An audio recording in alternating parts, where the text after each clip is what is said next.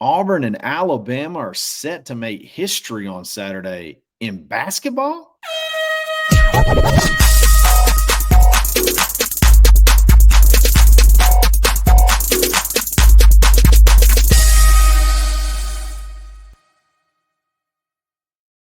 Yes, sir. We're back. It's another episode of the Barn Hoops podcast. It's Kyle Rush, Zep Jasper, and we're ready to talk some Auburn hoops. Auburn hangs on to their number one overall AP ranking, which is setting up for a monster showdown on Saturday as Auburn takes on Alabama. Makes a little bit of history, and we'll talk about what that means in just a second.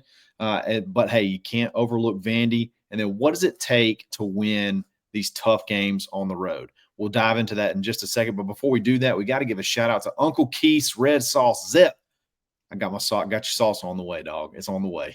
Let's do it, man. I'm It's ready for just that it sauce. just shipped out today. You got some black top and some red top coming your way from Uncle Keith's redsauce.com. Use coupon code the barn25 to save 25% off.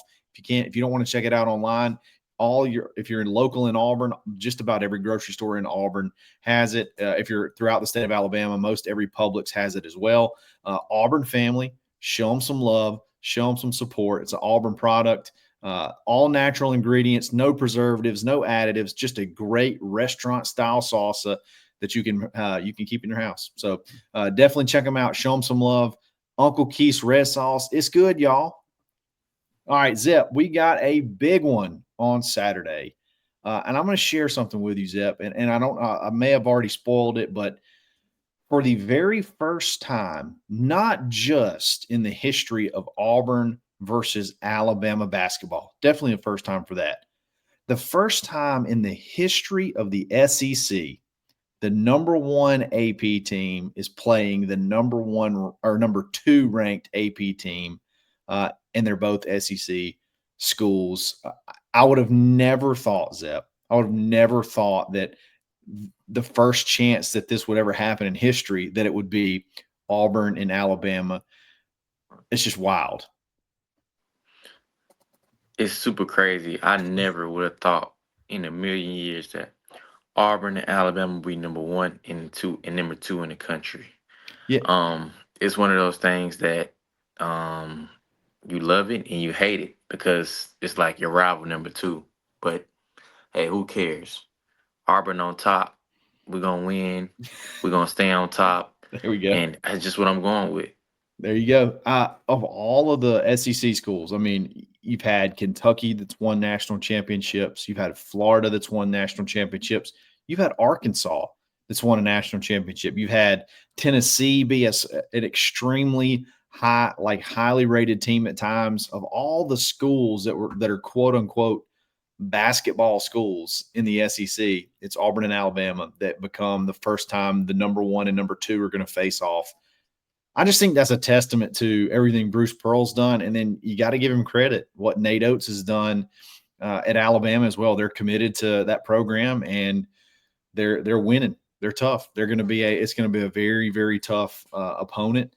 I said it on another show, Zep. I'm starting to dislike Alabama basketball maybe more than I dislike Alabama football. It's kind of crazy that it's shifting a little bit, but this rivalry is becoming as intense on the basketball court as it is on the football field. Talk about what it's like to play in that rivalry and just how intense it is to play in Coleman Coliseum. Well, it's pretty electrifying. As being, a former player, just being, on the Auburn side, it's pretty interesting because, going into that hangar type stadium, you see all their fans, walking into the stadium, getting ready for warm ups. They're always like already booing you. They Yeah. already, ready to say like, oh, the Auburn overrated. They not this good. They not that. But true be told, no one wants to play in a hangar. They're pretty good this year, but it's like I hate Alabama with a passion. I give props when it's due, but if we can go in there and get a win in the hangar, I I love it. don't want to hear no talk. Like We just keep calling it the hangar. I love it. The airplane hangar. the airplane hangar. It should be no words to be said. Like I hope when we win, I hope Janai pulls out the airplane. I might give him a call. Do that. I might give him a call and just tell the whole team to do airplane We've mode. been, it's been a while since we pulled out the airplane. I think we need to It's recharge it and pull out the airplane again. For I, those that don't remember, that was the first game. I guess was it Houston? Yeah, Houston. it was. It was We Houston. Yeah, the whole we need fight to on pull the out the airplane, airplane. and then they get the win, and then do the mimic an airplane celebration dance. That's pretty crazy. So Zep, being a guy from Georgia, Hmm. going and playing at Charleston before you transferred to Auburn, how long or how quickly did the intensity of that? How quickly did you pick up on the intensity of that rivalry? Like, did it take a while, or like was it just instant? Like, how long did it take for you? Because when you're born in Alabama or in the state, you pretty much got to pick a side. So Hmm. you're one or the other, and it's that way your whole life. When you're from out of state, I feel like is there like a little warm up period, or do you just pretty much you get it pretty quick? Like they make you understand it pretty quick. Um, some guys are different. You Yeah, know, some guys it take to be a warm up type guy, but I'm not a warm up type guy. When I first got here, I'm with the team. I'm I'm Auburn to death. yeah, So it's like as soon as I got on the Auburn jersey, it's like forget Alabama. I don't care about no Nate Oates. I don't care about who played there. It's like forget them. Y'all got y'all side. I got my side. Y'all yeah. don't come to y'all don't come to our territory. We don't go to y'all territory. It's like and look, once we win, we're gonna make jokes. We're gonna make fun because every time we win, it's like we gotta make fun of the opposing team we don't Sure. like. Like if it's one game you want to win, you always want to win that Alabama game without a doubt. Was your first year the sweep? Did y'all get a sweep in your first year, or was it? First year that we did a sweep, but they sweep this the year after. I'm not Yeah, gonna lie, they had a good team. that was The Brandon year Miller after team. that was Brandon Miller team, but we posted one. Most definitely the game at Alabama and the Yeah, game at Auburn. It was in both reach, but like I say, that first year was electrifying. yeah, You know, just doing the karate, whatever it's called, like the yeah. the The crane, crane, the the crane pose. crane, the crane pose. Our whole team doing it. Yeah, Um, it was just one of them things that we didn't everything was mess going with in. Alabama. Everything's going in. Yeah. We got the players mad. We got the fans mad, and I had them so mad. I used to see them comment on my Instagram posts after we win. We go on Instagram and say, we talk trash and let them know, like, we just got the win in the hanger. Alabama roll tide to never be able to mess with us. They I might as love well it. go ahead and come join the winning team. Katie used to, Katie Johnson used Oh to give man, it to him. they hate it. They hate for whatever KD. If he's not on your team, you hate him. Like I just feel like opposing fan bases. If he's not your guy, you just don't. You just can't stand that guy, and he could get under their skin better than anybody. And I think you got an opportunity to have a little bit taller version in in Chad Baker Mazara that I'm sure can give just as much right back to him. So it's going to be intense. There's no doubt about it. It's going to be a huge battle, but there's a huge hurdle that Auburn has right before they go to Tuscaloosa, and that's tonight. As we go on the road to Vandy and that godforsaken arena. I say it every single time we talk about them. But Auburn struggles at Vanderbilt. I think Auburn is a 9.5 point favorite at this point in time. Cannot be overlooking that one. I don't care how big what the history is on Saturday. I don't care that college game day is there on Saturday. For all intents and purposes, you got dominated at home. You got embarrassed at home by Florida. So you can't go, limping into Vanderbilt looking ahead Saturday, and then drop that one, and then you could be looking at three in a row. Auburn's got a tall task on Saturday. Talk about how important that game is. Vandy's beat some pretty good teams this year. Oh, Vandy is a sleeper team. Vandy is one of those teams that we have to watch out for. They're very scary. We're playing in the auditorium, so they're gonna have their home crowd. which that won't be nothing because we are going to fill out that I auditorium. think so too. Be on the lookout for all Auburn fans. You're gonna see nothing but orange and blue. We're gonna have more fans than Vanderbilt fans. But this is a scary game because those guys been playing good all year.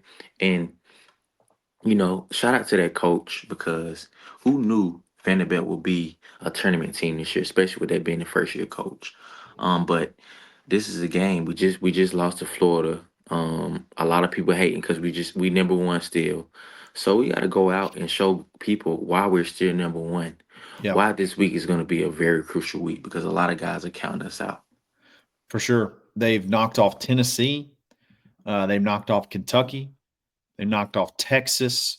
All of those games were at home too. So South Carolina too. So they're pretty tough at home. Their only loss this year at home was to Mississippi State. So and we know how that goes with Mississippi State. They can be really tough to beat.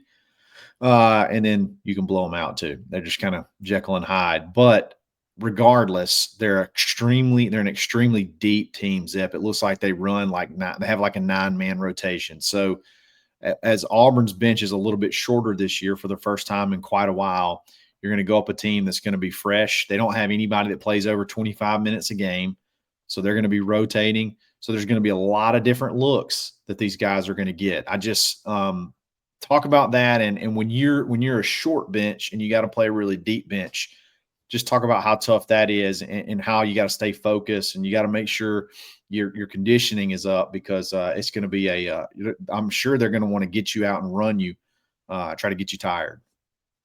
Well, having a strong bench and playing 9 to 10 guys when you playing against a team like Vanderbilt, they try to wear you down.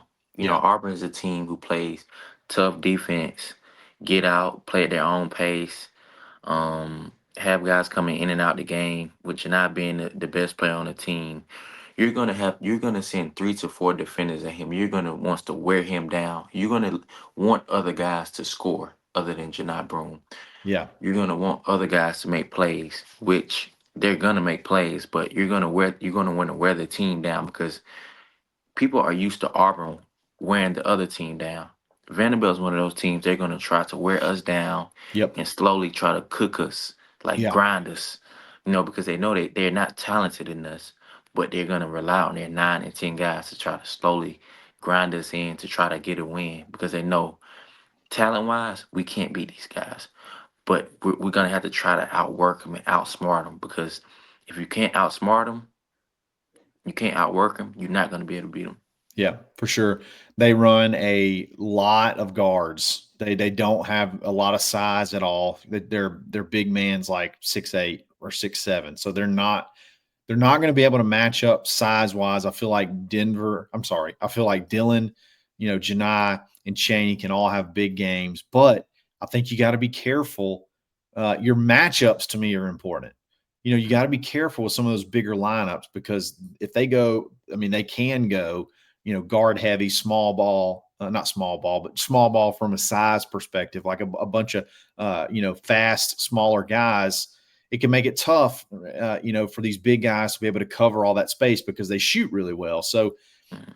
I think Auburn can handle them on the offensive side. I think Auburn can score on them pretty easily. I'm interested to see the matchups on defense. Talk about that for a second. When teams go small like that, uh, how big of a difference is it as far as how you defend them?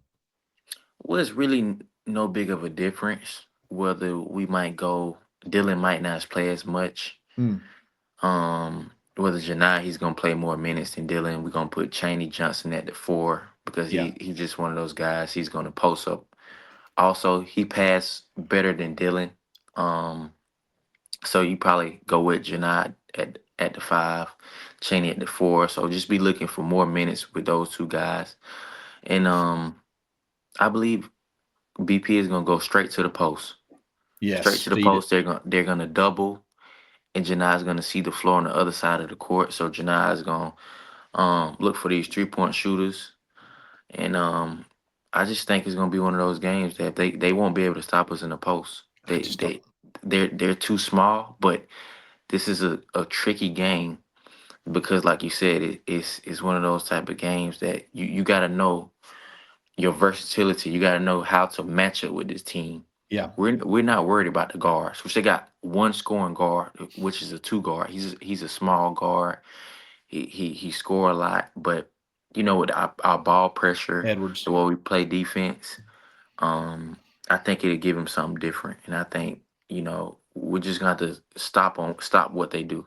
Yeah, I think so. I think we have the length is going to be a big advantage because not only are we long, but we're pretty athletic. I'll be interested if you'll see some Chad play some four. I wonder if there's some scenarios where maybe Chad could slide in and play four, as depending on what type of looks they get. Pound it inside, run everything through Janai. Just get it inside to him and let him either eat or dish it out, and then just make sure you hit your shots. I know that arena is kind of tough to shoot in at times. At least it has been for us. We've had some really cold shooting nights there over the past several years. So you got to hit your shots. And then another thing this is a good spot to me for is Janai obviously has still been going off double doubles, but he's been missing I think he's been missing more shots than he typically would like to. Missing double digit shots in several games. I think this is a good game where he can really kind of polish off that short that inside game and kind of get it a little refined a little bit, knock the rust off, so to speak. Missing a couple of games because again he's going to have a massive size advantage. So when you're on the road in general, you got two road games. Mhm. Everybody talks about how road games are tough, how it's so hard to win road games. What's the secret, Zep? How do you win road games? What are the big things to winning a road game in the SEC? The keys are just like staying together as a team. Even when things aren't going your way, you got to come together as a team and tell your brothers like, "Hey, man, we down by 10, man, but this ain't nothing. We've been doing this all year. Let's get it together." And also just playing your game. Even though it's another arena, you're the number one team in the country. Everyone want to see you fail at the moment, Mm. but just know, go in there, put your game face on, go in an auditorium. Coming in with the swagger we always have each and every game. And just have that confidence. We just lost. We just went down by 25 at home. Ooh, We have no choice but to come in here and play our butts off. Like BP is gonna say, I want to see every player with their heads on fire. yeah, No matter what, we have to come in here and handle business because we all know this week is crucial.